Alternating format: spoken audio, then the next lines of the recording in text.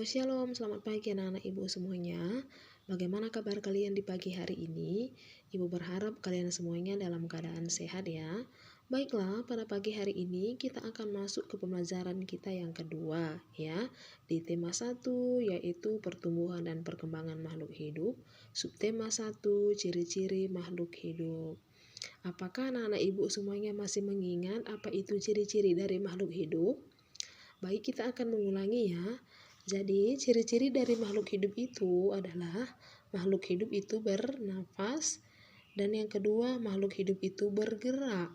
Yang ketiga, makhluk hidup itu bertumbuh dan berkembang. Yang keempat, makhluk hidup itu memerlukan makan dan minum. Yang kelima, makhluk hidup berkembang biak. Dan yang keenam adalah makhluk hidup peka terhadap rangsangan. Nah, itu dia ciri-ciri dari makhluk hidup ya. Baik, kita akan mengamati ya gambar yang ada di buku kita. Makhluk hidup dapat bergerak dengan cara yang berbeda-beda. Nah, contohnya itu seperti kita, manusia kita adalah salah satu contoh dari makhluk hidup. Kita manusia, kita bergerak menggunakan kaki kita, yaitu dengan cara berjalan. Jadi manusia itu bergerak dengan cara berjalan menggunakan kaki. Sedangkan ikan bergerak dengan cara berenang, yaitu menggunakan siripnya. Sedangkan cicak bergerak dengan cara merayap di dinding ya. Adapun makhluk hidup lain yaitu contoh hewan lain seperti anjing, kucing, kuda bergerak dengan cara berjalan menggunakan kakinya. Ada juga hewan lain yang bergerak dengan cara melompat menggunakan kedua kakinya, yaitu seperti kanguru. Ya, ada pula seperti orangutan ataupun monyet bergerak dengan cara memanjat ya, menggunakan kakinya. Ada pula hewan yang bergerak dengan cara melata, contohnya seperti ular ya, yang melata dengan menggunakan perutnya ya. Nah, itu dia cara makhluk hidup bergerak. Sampai di sini dapat dipahami ya. Baik, kita akan melanjutkan ke halaman berikutnya. Nah, di sini kita akan membahas apakah tumbuhan juga bergerak ya. Apakah tumbuhan juga bergerak? Bagaimana gerakan yang dilakukan oleh tumbuhan? Jadi, tumbuhan itu juga bergerak ya anak-anak. Jika kalian perhatikan, pucuk tumbuhan umumnya akan bergerak ataupun mengarah menuju datangnya sinar matahari. Nah, gerakan tersebut bertujuan untuk melindungi diri ataupun memperoleh sinar matahari. Itu dia ya. Apakah anak-anak ibu pernah menyentuh daun putri malu? Tentunya anak-anak ibu pernah ya melihat ataupun menyentuh daun putri malu ya. Bagaimana gerakan daun putri malu ketika kita sentuh? Nah, jadi daun putri malu akan segera mengatup ataupun menutup jika kita sentuh ya. Demikian juga jika udara di sekitarnya akan mengalami perubahan, contohnya pada saat sore hari sudah dingin, jadi daun putri malu akan segera mengatup ya. Nah, itu dia. Nah, contoh lainnya juga seperti tumbuhan bunga matahari. Jadi bunga matahari bergerak sesuai dengan arah datangnya matahari. Misalnya pada pagi hari bunga matahari akan menghadap ke arah timur karena matahari terbit di sebelah timur. Kemudian pada saat siang hari bunga matahari akan mengarah ke atas karena sinar matahari tepat berada di atas kita ya. Kemudian pada sore hari bunga matahari akan menghadap ke arah sore hari ya, atau ke arah barat karena matahari akan terbenam. Nah, itu dia cara tumbuhan bergerak. Baik, kita akan melanjutkan lagi. Makhluk hidup juga bernapas, ya. Artinya makhluk hidup yang masih hidup bernapas, ya, kecuali makhluk yang tidak lagi hidup tidak akan lagi bernapas, ya. Nah, alat pernapasan pada makhluk hidup pun berbeda-beda anak-anak ibu. Nah, contohnya seperti kita bernapas dengan menggunakan paru-paru, ya. Ada pula seperti ikan bernapas dengan insang. Nah, contoh lain seperti hewan lain, ya, seperti hewan menyusui, contohnya seperti kucing, ya, seperti anjing, kerbau, sapi, dan lain sebagainya. Itu bernapas menggunakan paru-paru. Adapun hewan lain seperti cacing, ya, itu bernapas menggunakan permukaan kulitnya. Ya, nah, sampai di sini dapat dimengerti, ya. Baik, kita akan masuk ke halaman berikutnya, ya. Nah, di sini kita akan menjawab apakah nama alat pernapasan pada tumbuhan, ya. Jadi tumbuhan juga bernapas. Tumbuhan itu bernapas, yaitu nama alat pernapasannya yaitu stomata, yaitu terdapat pada permukaan daun. Nah, itu dia, ya. Kemudian yang kedua yang menjadi pertanyaannya adalah apalagi nama alat pernapasan pada hewan selain insang pada ikan. Nah, kalau ikan di sini bernapas menggunakan insang, ya. Nah, adapun seperti hewan lain, ya, bernapas dengan paru-paru, contohnya hewan menyusui yang sudah ibu bilang tadi, ya.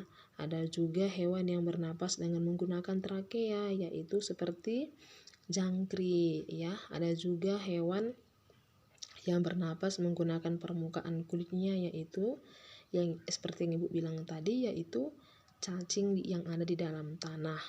Nah, itu dia, ya. Baik, kita akan melanjutkan kembali. Makhluk hidup dapat tumbuh dan berkembang, yang artinya bertambah ukuran tinggi dan beratnya. Contohnya bisa anak ibu perhatikan, ya, ketika anak ibu semuanya masih bayi, ya, anak-anak ibu bertumbuh dan berkembang, ya. Contohnya mulai dari bayi, ya, kemudian menjadi balita, anak kecil, remaja, dan dewasa, ya. Contoh lainnya seperti hewan, ya, yaitu ayam, ya, dari telur kemudian menetas, kemudian terus bertumbuh dan berkembang hingga menjadi hewan dewasa, ya. Itu dia, ya, anak-anak.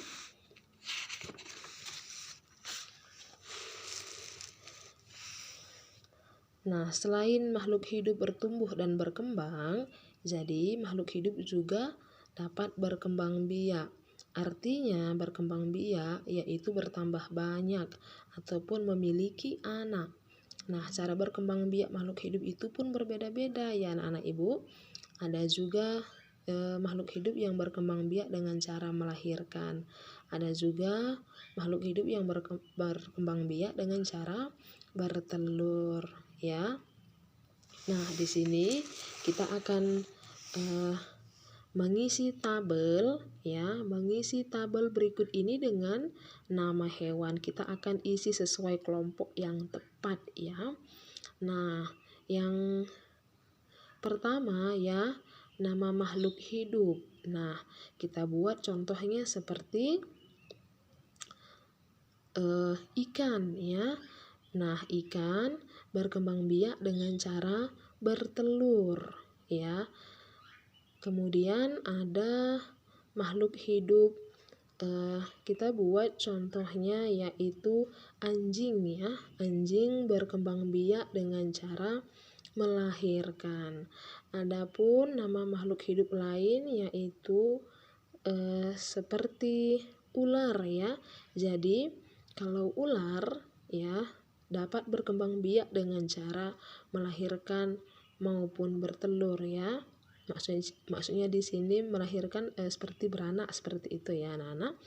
Kemudian seperti sapi ya, sapi berkembang biak dengan cara melahirkan.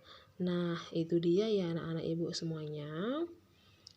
Selain daripada makhluk hidup berkembang biak, makhluk hidup juga memerlukan makanan dan air ya. Sama seperti kita ya, kita memerlukan tumbuhan ya, dan kita manusia memerlukan tumbuhan dan hewan untuk kita jadikan sebagai makanan ya. Nah, sebagian hewan juga memerlukan tumbuhan untuk makanan ya. Contohnya seperti kuda, sapi, kerbau. Nah, kalau hewan seperti itu memerlukan tumbuhan untuk dijadikan makanan ya. Baiklah, kita akan lanjutkan kembali ya anak-anak ibu.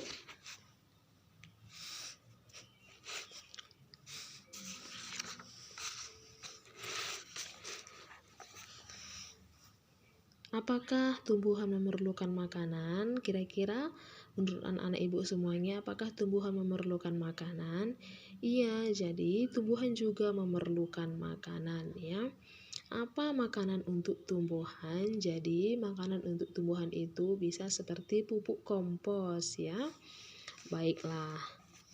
Jadi selain daripada makhluk hidup memerlukan makan dan minum, makhluk hidup itu juga peka terhadap rangsangan. Maksudnya di sini ya, bila ada rangsangan ya, maka kita akan langsung peka. Misalnya ya, ketika anak-anak ibu semuanya melihat ke arah sinar matahari atau ada sinar yang menyilaukan mata kita, maka kita akan segera menutup mata kita. Nah, itu adalah contoh kita itu peka terhadap rangsangan ya.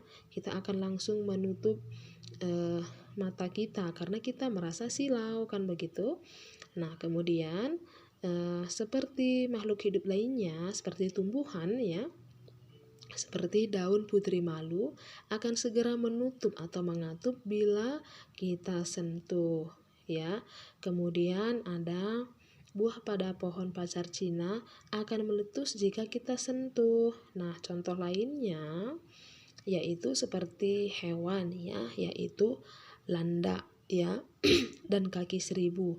Nah, bila ada bahaya, maka hewan tersebut akan segera menggulung badannya ya, untuk segera melindungi dirinya. Nah, itu dia ya anak-anak, makhluk hidup peka terhadap rangsangan. Sampai di sini dapat dipahami ya. Nah, kita akan lanjut ke halaman berikutnya ya. Manusia adalah makhluk hidup yang paling sempurna. Manusia dapat melakukan gerak dengan bermacam-macam cara ya. Jadi kita adalah manusia, makhluk hidup yang paling sempurna yang diciptakan oleh Tuhan ya. Kita akan memperhatikan beberapa gambar berikut ini dan kita bisa mengikuti berbagai gerak berjalan dan berlari seperti yang ada pada buku kita. Nah, yang pertama, kita bisa berjalan ke samping kiri, kemudian kita bisa berjalan ke samping kanan. Kita juga bisa berjalan ke depan ataupun berjalan ke belakang. Nah, selanjutnya kita juga bisa berlari. Kita bisa berlari ke depan, berlari ke belakang, berlari ke samping dan ke samping kanan ya, ataupun ke samping kiri.